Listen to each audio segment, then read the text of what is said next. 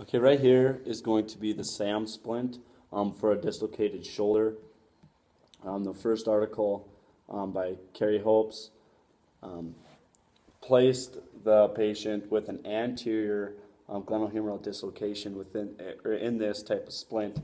It was shown that with an anterior glenohumeral joint dislocation, it often involves an avulsion of the labrum from the glenoid rim. So we want to immobilize our patient in either a neutral to 45 degrees of external rotation. The more external rotation, the more approximation you're going to get with that labrum to the glenoid. In this study, they had the patient in a neutral position because their rationale was because if we put the patient in 45 degrees of external rotation, it's awkward and it may interfere with certain activities of daily living. So this is just more efficient and more comfortable for the patient as he goes throughout his day.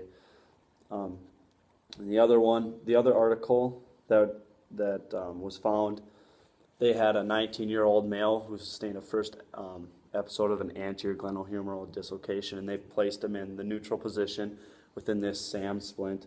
And the SAM splint,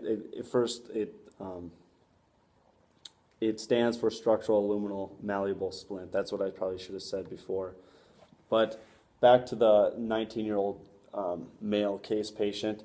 After 13 weeks after the dislocation, the patient had full active and passive range of motion, near normal strength, and there was no complaints of pain or instability. And at 20 months follow-up, the patient actually resumed full activities of daily living.